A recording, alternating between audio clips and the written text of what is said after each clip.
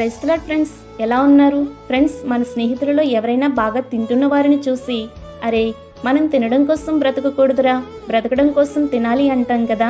అలానే మనం కూడా బ్రతకడం కోసం దేవుణ్ణి వెంబడించకూడదండి, దేవుణ్ణి వెంబడించడం కోసమే బ్రతకాలి.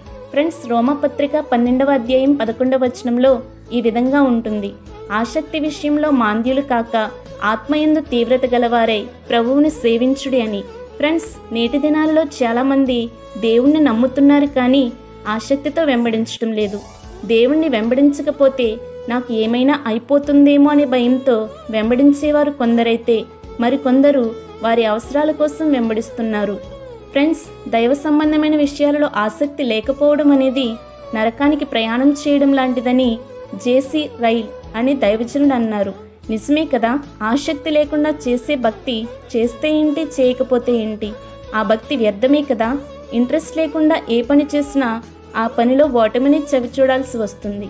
అలానే మనం చేసే భక్తి ఆసక్తి లేనిదైతే ఓటమినే చూడాల్సి వస్తుంది ఫ్రెండ్స్.